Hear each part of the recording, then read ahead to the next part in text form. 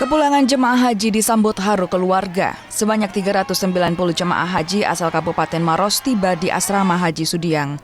Kedatangan jemaah haji disambut haru keluarga yang memadati area Asrama Haji Sudiang Makassar.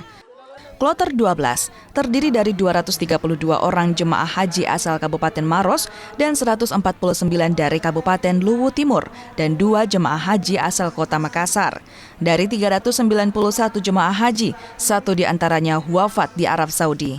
Untuk Kabupaten Maros, daftar tunggu haji mencapai 39 tahun.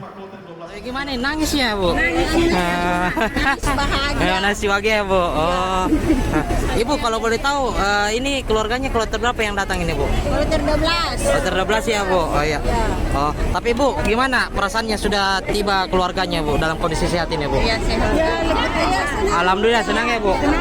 Ya turut berduka cita karena ada 1 jemaah kami yang meninggal di Tanah Suci Mekah. Sudah 39 tahun.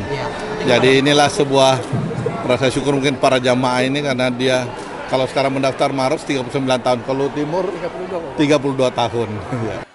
Arif Tirtana, Kompas TV, Makassar.